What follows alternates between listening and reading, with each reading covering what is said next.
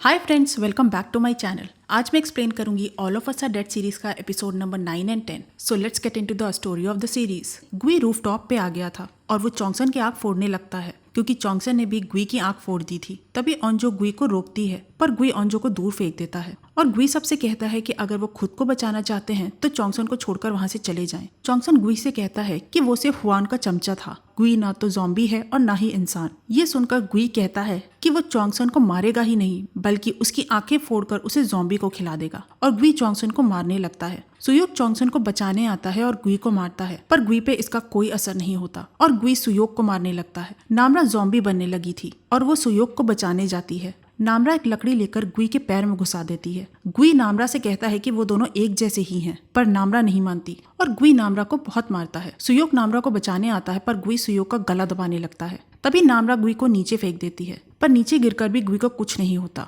Next scene में दिखाया जाता है कि एक डॉक्टर उस ज़ॉम्बी बन चुके मिलिट्री मैन की खाल का एक सैंपल लेते हैं ताकि वो उसका इलाज ढूंढ सके। मिलिट्री डॉक्टर कमांडर को बताते हैं कि हर लिविंग ऑर्गेनिज्म की एक जीनोलॉजी होती है, लेकिन उन्हें ये इस वायरस की जीनोलॉजी का पता नहीं चल पा रहा था, इसलिए वो इसका इलाज नहीं ढूंढ पा रहे हैं। उन्हें इसकी जीनोलॉजी का पता करना होगा ताकि वो लोगों का इलाज कर सके। कमांडर कहते हैं कि मिलिट्री डॉक्टर तो अपने काम में एक्सपर्ट हैं, तो वो कैसे इस वायरस का इलाज नहीं ढूंढ पा रहे हैं। जिसपे वो डॉक्टर कहते हैं क्योंकि ये वायरस खुद को बदल रहा है। तभी एक मिलिट्री ऑफिसर कमांडर को बताता है कि उसने रेस्क्यू किए हुए पुलिस ऑफिसर जेइन से पूछताछ की है और उसने बताया है कि ये ह्योसान हाई स्कूल से शुरू हुआ था। ये वायरस ह्योसान हाई स्कूल के एक साइंस टीचर ने बनाया था और उसका लैपटॉप उसी स्कूल की साइंस लैब में है और उसी में इस वायरस का इलाज है। कमांडर कहते हैं क्या वो उस पुलिस ऑफिसर पर भरोसा कर सकते हैं, जिसपे वो ऑफिसर कहता है कि हाँ, क्योंकि ये सब ह्योसान हाई स्कूल से ही शुरू हुआ है। ह्योसान हॉस्पिटल में जो पेशेंट लाई गई थी वो उसी स्कूल की थी। चोल क्वारंटीन होने वाले लोगों के साथ था जहाँ उसे यूंजी मिलती है, क्योंकि मिलिट्री को जब जेइन और यूंजी मिले थे तो वो उन सबको लेकर के क्वारंटीन सेंटर आ गए थे। च्योल यूंजी से कहता है कि उसे लगा था कि यूंजी मर गई होगी, जिसपे यूंजी कहती है कि तब भी च्योल ने कुछ नहीं किया।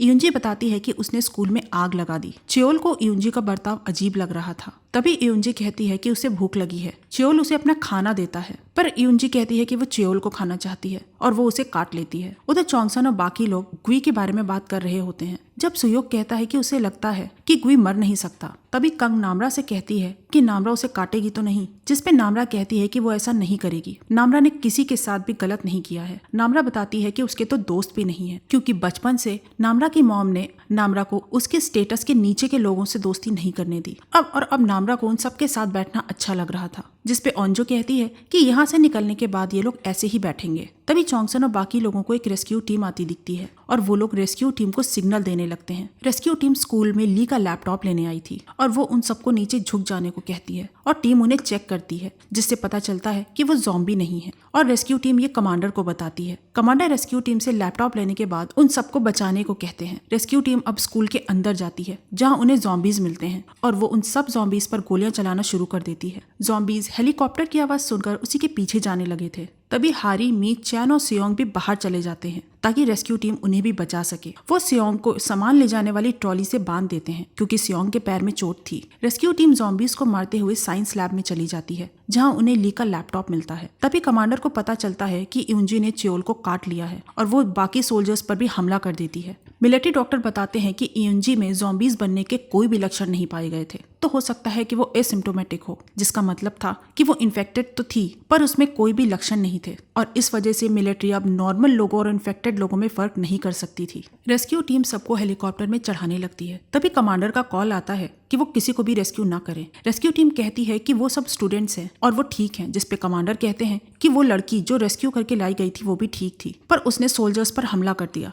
कमांडर किसी को भी रेस्क्यू ना करने को कहते हैं और कहते हैं कि किसी पर भी शक हो तो रेस्क्यू टीम उन्हें गोली मार दे। रेस्क्यू टीम हेलीकॉप्टर से कंग को उतार देती है और वो कहते हैं कि ऑपरेशन कैंसिल हो गया है। चोंगसन कहता है कि वो कुछ लोगों को तो बचा ले, जिसपे कमांडर चोंगसन को गोली मारने का ऑर्डर देते हैं क्योंकि उन्हें लगता है कि चोंगसन और बाकी लोग भी इन्फेक्टेड हो सकते हैं। कमांडर के कहने पर रेस्क्यू टीम हवा में गोली चलाती है। हारी, मी, चैन और सियोंग स्कूल के बाहर जाते हैं पर रेस्क्यू टीम बिना किसी को बचाए वहां से चली जाती है। चोंगसन नाराज हो जाता है और वो SOS का साइन बिगाड़ देता है। वो कहता है कि उन्हें बचाने कोई नहीं आएगा। मिलिट्री ऑफिसर्स उस पॉलिटिशियन को बुलाती है क्योंकि उन्हें पता चला था कि ओंजो के डैड और उनके साथी को भगाने में उस पॉलिटिशियन के किसी आदमी ने मदद की और वो उस पॉलिटिशियन से जानना चाहते थे। ये सब रिकॉर्ड हो रहा था। वो पॉलिटिशियन सारा इल्जाम खुद पर ले लेती है।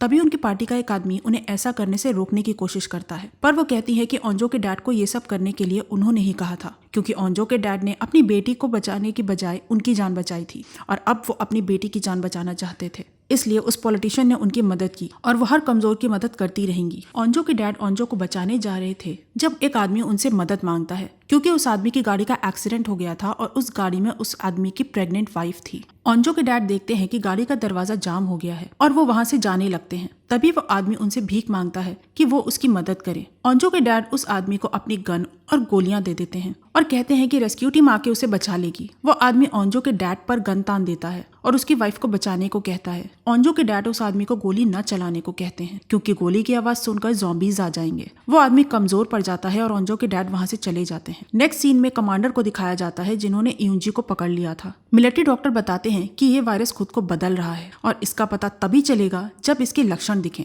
तब नहीं जब ये शांत होगा। कमांडर कहते हैं कि इसका मतलब टेस्ट करके पता नहीं लगाया जा सकता कि कौन इन्फेक्टेड है और कौन नहीं। कमांडर पूछते हैं कि क्या ह्योसान में ऐसे और भी लोग होंगे, जिसपे वो मिलिट्री डॉक्टर कहते हैं एजेंसी के हिसाब से उन्हें ये मानना पड़ेगा कि ह्योसान के लोग इन्फेक्टेड हैं, चाहे उनमें लक्षण दिखें या नहीं। ये सुनकर कमांडर ह्योसान से आए लोगों को बाकी लोगों से अलग रखने को कहते हैं और उनकी निगरानी करने को कहते हैं। क्वारंटीन सेंटर में ओंजो के डैड के कलीग को पता चलता है कि उस पॉलिटिशियन ने मिलिट्री ऑफिसर्स को झूठी गवाही दी थी कि उसने ओंजो के डैड की मदद की है ताकि उसे इलेक्शन में वोट्स मिल सकें। ओंजो के डैड का कलीग उस पॉलिटिशियन से कहता है कि उसने ओंजो के डैड का यूज किया है, जिसपे उस पॉलिटिशियन की पार्टी का आदमी कहता है कि उन्होंने ओंजो के डैड की मदद की है, सारा इल्जाम खुद पर लेकर। तभी वहाँ मिलिट्री ऑफिसर्स आ जाते हैं और उन सबको क्वारंटीन सेंटर की दूसरी जगह ले जाते हैं, क्योंकि उन्हें ह्योसान से आए लोगों को बाकी लोगों से अलग रखना था। नेक्स्ट सीन में दिखाया जाता है कि बारिश होने लगी थी। बिजली की आवाज गुई और नामरा को चुभ रही थी। तभी सुयोग नामरा को अपनी शर्ट फाड़ कर देता है ताकि नामरा उसे अपने कान में रख सके और ये लोग बारिश का पानी पीने लगते हैं, क्योंकि काफी दिनों से इन लोगों ने कुछ नहीं खाया था।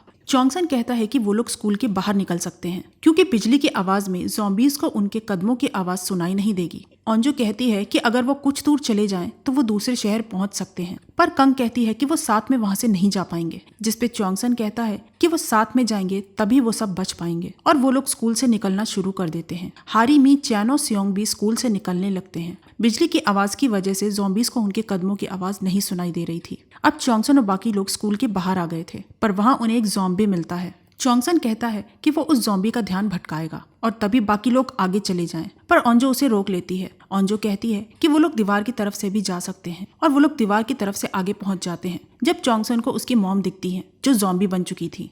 चोंगसन अपनी मॉम को देखकर शॉक था। तभी डेसू, योंग और वू चोंगसन की मॉम को मारने लगते हैं, क्योंकि वो ज़ॉम्बी बन चुकी थी और उन्हें नहीं पता था कि वो चोंगसन की मॉम है। चोंगसन डेसू से ऐसा करने को मना करता है, पर डेसू नहीं सुनता। तब चोंगसन अपनी मॉम को बचाने आ जाता है और डेसू को मारने लगता है। सुयोग चोंगसन को रोकता है। चोंगसन अपनी ज़ॉम्बी बन चुकी मॉम को मॉम कह के बुलाता है। तब इन लोगों को पता चलता है कि ये चोंगसन की मॉम है और इन लोगों की आवाज की वजह से ज़ॉम्बीज इनकी तरफ आने लगे थे।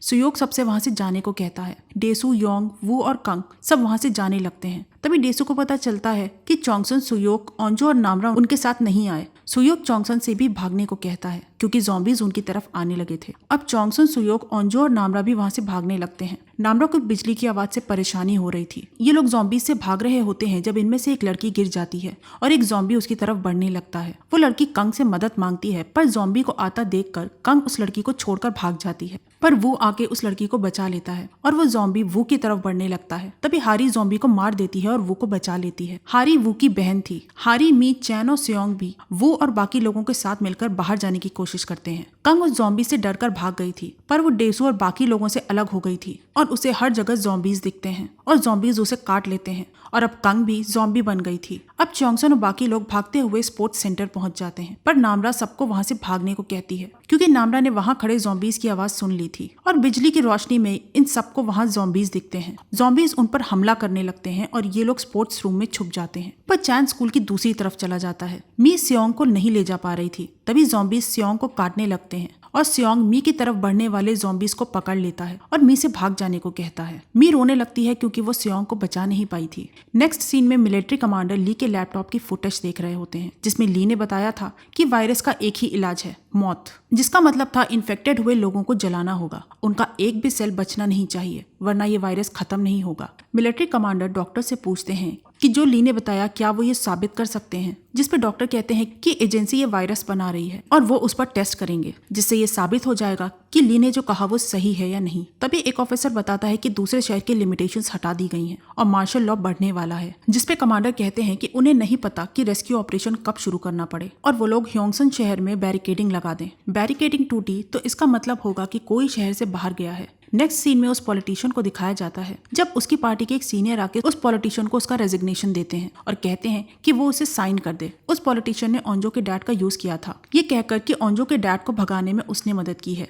ताकि उसे ज्यादा वोट्स मिले। पर पार्टी को लगता है कि इससे उस पॉलिटिशियन को सजा हो सकती है क्योंकि वो मिलिट्री के अगेंस्ट गई थी और इससे उनकी पार्टी की इमेज खराब हो जाएगी। इसलिए वो अब उस पॉलिटिशियन को अपनी पार्टी में नहीं रखना चाहते थे। ओंजो के डैड एक शॉप से रैपिंग रिबन ले लेते हैं और जंगल से स्कूल की तरफ जाने लगते हैं और जाते जाते वो रिबन को पेड़ पर बांधते जा रहे थे ताकि कोई ज़ॉम्बीज से भागकर उस जंगल में आए तो उस रिबन की मदद से वो शहर तक पहुंच पाए। अगले दिन नामरा को ज़ॉम्बीज की स्मेल आ रही थी। नामरा कहती है कि वो सब उसी तरफ आ रहे हैं। ये सुनकर डेसू को लगता है कि ज़ॉम्बीज से वो नहीं बच पाएगा और वो हारी से कहता है कि वो हारी से प्यार करता है, पर हारी उसे मारने लगती है। तभी सुयोग कहता है कि बॉल्स रखने वाली ट्रॉली से वो एक बैरिकेड बना सकते हैं और यहाँ से निकल सकते हैं और अब वो सब उन ट्रॉलीज को एक साथ बांधकर बैरिकेड बनाने लगते हैं। तभी योंग को लगता है कि उस ट्रॉली के पीछे छुपकर वो ज़ॉम्बीज से बच सकते हैं, पर मी कहती है कि उन्हें इसके नीचे छुप जाना चाहिए और इसके लिए वो लोग वोट करते हैं और योंग जीत जाता है और अब ये लोग ट्रॉली के पीछे छुपकर अपने आप को बचाने वाले थे और सब बेसबॉल बैट उठा लेते हैं।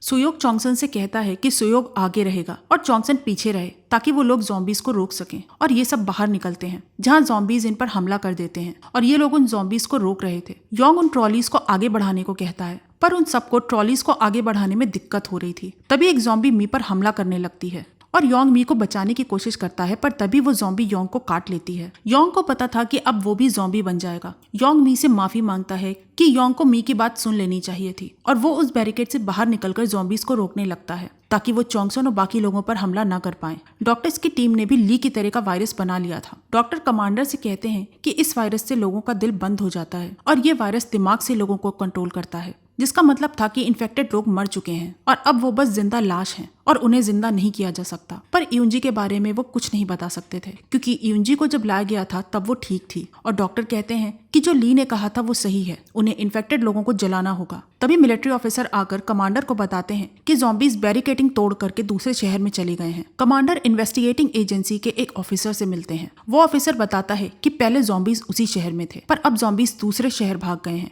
क्योंकि यहाँ उनके लिए खाना यानी लोग खत्म हो गए थे और अब वो दूसरे शहर जाने लगे हैं और इसी तरह वो पूरी कंट्री में फैल जाएंगे। एजेंसी ऑफिसर कहते हैं एक आदमी भी शहर से बाहर गया तो वो क्या कर सकता है, इसका अंदाजा अभी कमांडर को नहीं था। यूंजी खुद को छुड़ा लेती है और कमांडर से कहती है कि उसे भूख लगी है और कमांडर ऑफिसर से शहर में बॉम्ब गिराने को कहते हैं, जिसपे ऑफिसर कहता है कि कुछ लोग रेस्क्यू होने का इंतजार कर रहे हैं, जिसपे कमांडर कहते हैं कि वो लोगों को बचाएंगे तो कंट्री खत्म हो जाएगी। ओंजो के डैड स्कूल पहुंच गए थे और वो पीछे के दरवाजे से स्कूल में चले जाते हैं। चोंगसन और बाकी लोग ज़ॉम्बीज से बचते हुए स्पोर्ट्स सेंटर के दूसरे दरवाजे तक पहुंच गए थे, पर वो दरवाजा नहीं खुलता क्योंकि वो बाहर से बंद था। वो लोग उस दरवाजे को खोलने की कोशिश करते हैं पर वो नहीं खुल रहा था। तभी ओंजो के डैड वो दरवाजा खोल देते हैं और ये एपिसोड यहीं खत्म हो जाता है। आप लोगों को ये एक्सप्लेनेशन कैसा लगा प्लीज मुझे कमेंट सेक्शन में जरूर बताइएगा और इस वीडियो को लाइक जरूर करिएगा। तो मैं मिलती हूँ आपसे अगले वीडियो में, तब तक के लिए अपना ख्याल रखिए, एंजॉय करिए एंड बोरा है।